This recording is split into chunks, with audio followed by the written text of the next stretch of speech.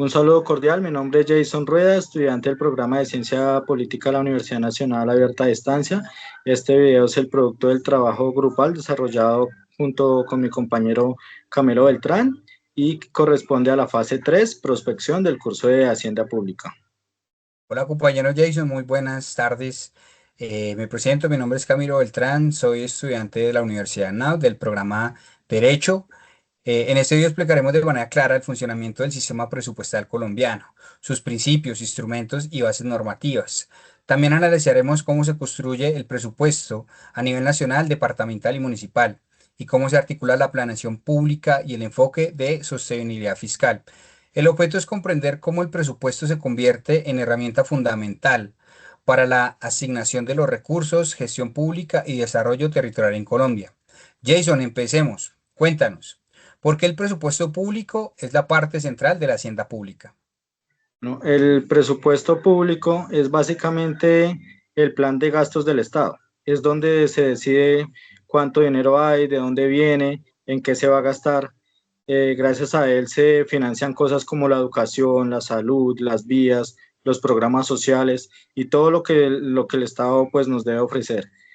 Cuando hablamos del sistema presupuestal colombiano, nos referimos al conjunto de reglas e instrumentos que usa el Estado para organizar ese dinero. Algunas herramientas importantes son un plan de ingresos y gastos a corto plazo, un plan de inversiones, un banco donde se registran los proyectos y el presupuesto general de la nación, que es el documento final donde pues está todo aprobado.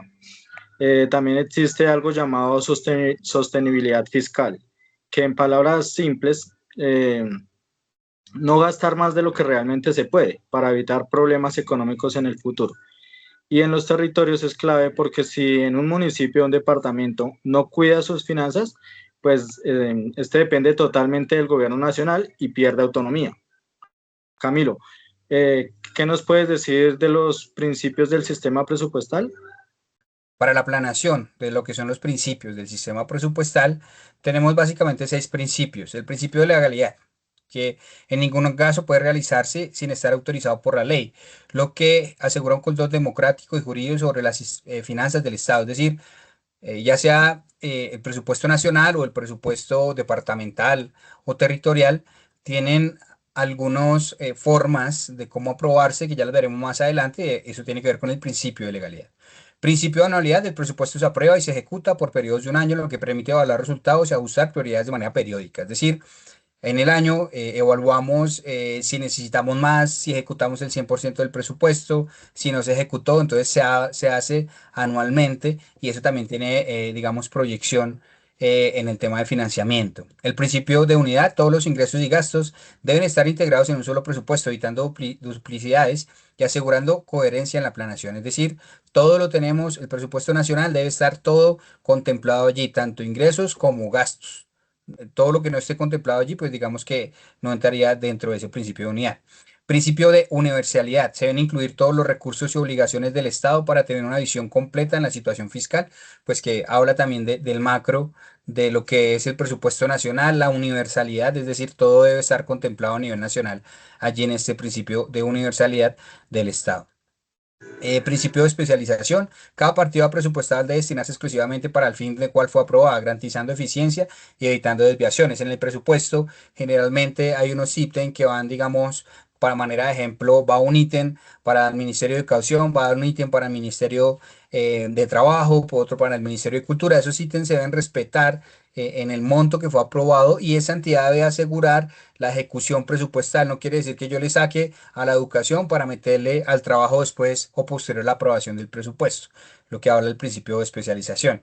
Principio de sostenibilidad fiscal: el Estado debe mantener un equilibrio entre ingresos y gastos y deuda, asegurando la estabilidad financiera en el tiempo y confianza ciudadana. Entonces vemos que el Estado tiene que mirar cuánto nos ingresa, cuánto nos gastamos y cuánto yo puedo pagar. ¿sí? Entonces ahí vemos recientemente lo que decía el presidente Gustavo Petro, que en la pandemia el presidente Duque se había endeudado, el gobierno del presidente Duque se había endeudado con una deuda a corto plazo y eso hacía que le quita inversión al Estado porque tiene que pagar esa deuda y pues de algún lado tiene que salir esa plata. Entonces, si no hay una reforma tributaria en donde el Estado capte más dinero por parte ya sea de trabajadores de empresa, pues no va a permitir que el Estado en ese tiempo haga las inversiones sociales que tendría que hacer.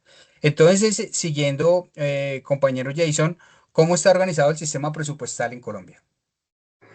Bueno, compañero, el sistema tiene varias partes. Un plan de ingresos y gastos, un plan de inversiones, un banco donde se registran los proyectos que se van a financiar, el presupuesto general de la nación, pues que es el documento final. Cada parte tiene su función, pero todas se conectan para que el Estado pueda planear, invertir y ejecutar los recursos de forma ordenada.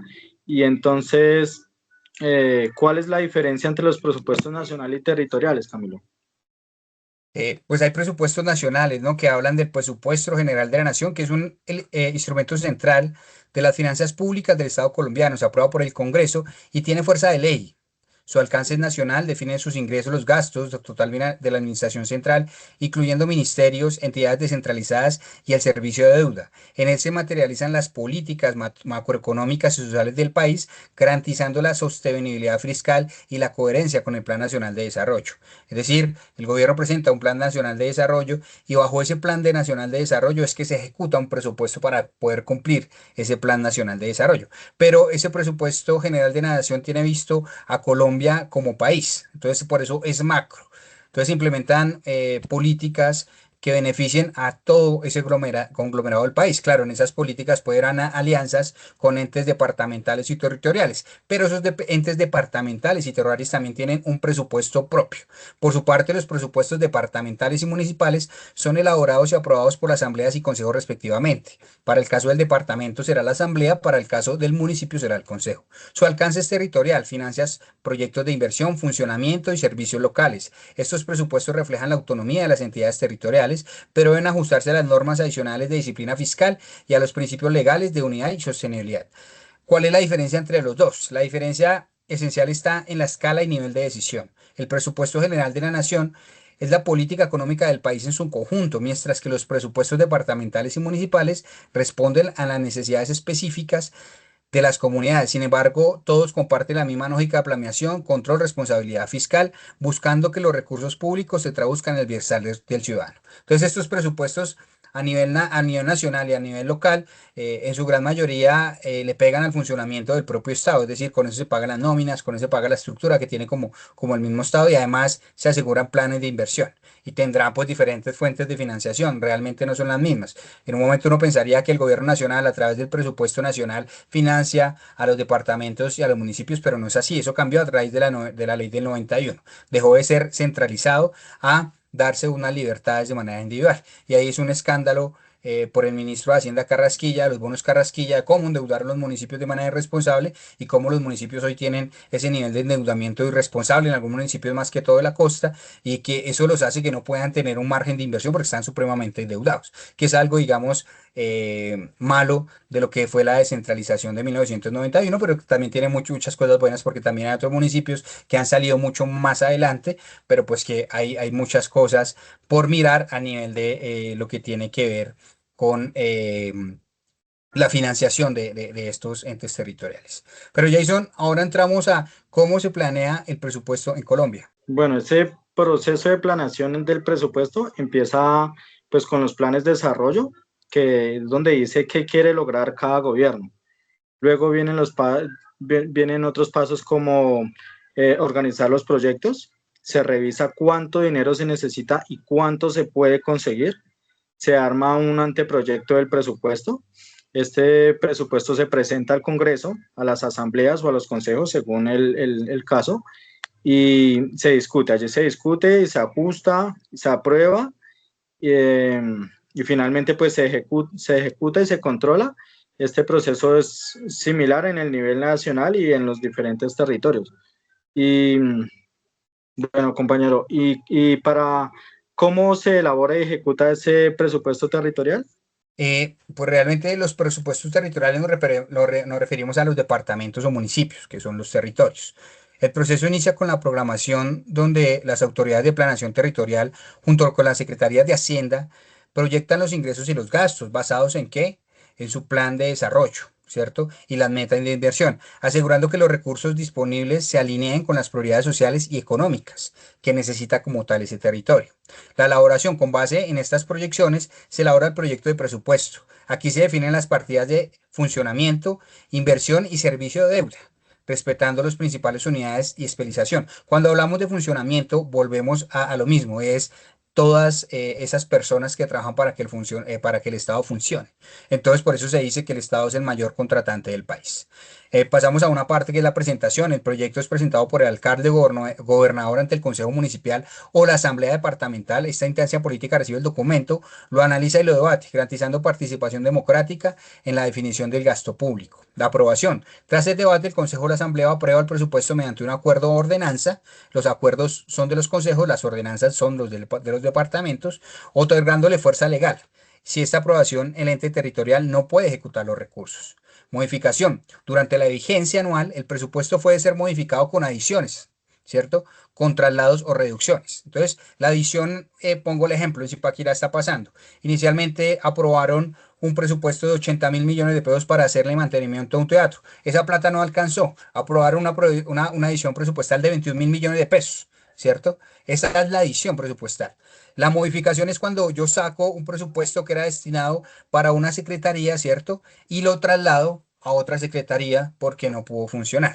Y la reducción es cuando yo inicialmente había aprobado un presupuesto y pues no lo necesito y ejecuto algo, digamos que mucho menor, pues que eso realmente en la práctica no pasa. La ejecución, finalmente, la Administración Territorial ejecuta el presupuesto realizando los pagos y contrataciones previos. La ejecución está sometida al control fiscal por la parte de la Contraloría Territorial, que vigila el uso correcto de los recursos y previene la corrupción. ¿Cómo financia el gobierno o cómo esas entidades territoriales se financian? A través directamente del gobierno nacional, a través del Sistema General de Participaciones. El sistema es una fuente de financiación nacional para municipios y departamentos, transfiere los recursos destinados a educación, salud, agua potable y saneamiento básico. Eso es lo que financia el Estado desde el Estado a los entes territoriales. Representa un porcentaje fijo de los ingresos corrientes de la nación. Sistema General de Regalías, recursos provenientes de la explotación de recursos naturales no renovables. Se distribuyen entre entes territoriales para proyectos de inversión regional y local. Entonces, cuando sacan petróleo, cuando exportan carbón, cuando exportan diferentes minerales, entonces ahí hay unas regalías. Transferencias y convenios específicos. El presupuesto general de la nación incluye partidas que giran a entes territoriales para programas sectoriales, infraestructura, seguridad, cultura. Apoyo fiscal y cofinanciación. A través del Ministerio de Hacienda y del Departamento Nacional de Planación, la Nación cofinancia proyectos estratégicos y supervisa la disciplina fiscal territorial. Es decir, cuando hay un proyecto que, digamos, involucra a varios entes territoriales, ponemos ejemplo, último proyecto, el tranvía de la Sabana, ¿cierto? Que lo financia la Nación y lo financia el Departamento Cundinamarca y lo financia también el Distrito de Bogotá, ¿cierto? Y termina impactando no solamente en Bogotá, sino en Chía, Cajicá y Zipaquirá. Es un tranvía que va a beneficiar a estos tres municipios. Entonces ahí es cuando hay un cofinanciamiento. Pasamos, digamos, a una última parte y es, decía la guía, cómo el proyecto de financiamiento, un ejemplo de lo que veníamos hablando en temas de financiamiento territorial. Entonces hablamos del presupuesto de Zipaquirá. Zipaquirá tiene un presupuesto de 320.000 millones para el 2025, ¿cierto? Los ingresos propios que están en relación a impuesto predial, a puesto de industria y comercio, a la sobretasa de la gasolina, a las tasas y contribuciones locales, están en 95.000 millones de pesos. Eso es lo que recoge el municipio de sus habitantes. Las transferencias de la nación, que son recursos para la educación, salud, agua potable y saneamiento básico, están por 180.000 millones de pesos. Regalías y convenios nacionales, 25.000 millones de pesos. Recursos de capital y crédito, que es el endeudamiento autorizado por el Consejo, son 20.000 millones de pesos y eso nos da un total de 320.000 millones de pesos. Entonces, ya para terminar, compañero Jason, ¿cómo le parece a usted este análisis que acabamos de hacer de lo que es la hacienda pública? Bueno, pues hemos aprendido cómo se manejan esos recursos, cómo se hace esa aprobación, los proyectos, cómo se financian esos proyectos, porque muchas veces si uno dice que digamos, en las alcaldías uno somete a juicio que si hacen, que si no hacen, pero realmente no tenemos el conocimiento de todo esto, de cómo se hace cada forma para llevar un proyecto a cabo. Entonces me parece muy bueno este análisis, me parece muy bueno adquirir este conocimiento de cómo se hace todo el proceso. Por mi parte, digamos que conocer el funcionamiento de la hacienda pública nos hace también pensar que no los municipios ni los departamentos dependen directamente del presupuesto nacional, sino que tienen unas partidas de financiamiento propias en las cuales hay también que colocarle cuidado, ¿no? Porque muchas veces en los entes territoriales se pasan de la raya y graban con varios impuestos a sus habitantes y le echan la culpa al gobierno nacional cuando el gobierno nacional no tiene nada que ver en esos impuestos que se están colocando de manera local. Y también la inversión, ¿no? ¿Para dónde van esos dineros que realmente si no se invierten en la sociedad? Y veamos que a raíz de la Constitución de 1991 este presupuesto va orientado a la sociedad, a las necesidades de la sociedad, ¿cierto? Y que tiene que cambiar y desarrollar la sociedad como la conocemos. Ya para terminar, compañero Jason, ilústranos un poco con la bibliografía que utilizamos para hacer este video. Bueno, para este video utilizamos como la página oficial del Ministerio de Hacienda, el marco fiscal de mediano plazo, el Departamento Nacional de Planeación, donde encontramos la guía presupuestal. También tuvimos que consultar leyes como la 819 del 2003, la ley 152 de 1994 o la 179 también del mismo año 1994. Muchísimas gracias. Adicional a ello, también consultamos entidades locales como la alcaldía de Zipaquirá, como la alcaldía de Cundinamarca, y realizamos lectura, digamos, de las actualidades en relación a lo que colocamos aquí como el tema de Carrasquilla, leer un poco más sobre lo que significaban los bonos Carrasquilla y el impacto que eso tuvo para los municipios. Lo hicimos a través de varias páginas como El Tiempo, El Espectador, y también, pues, como lo decía yo, ingresar a las páginas de los municipios para saber cuánto fueron los presupuestos aprobados y en el caso del Teatro MacDual, leer varios escritos de radios locales o sistemas de comunicación locales, como Estrategias Medios, como Zipaxiliados, en donde se publicaba cuáles fueron los presupuestos aprobados, aparte de la misma página de Zipaquirá, y cuáles fueron esas adiciones presupuestales. Entonces, compañero Jason, muchas gracias por grabar este programa y nos esperamos vernos en otro espacio. Gracias, Camilo, chao.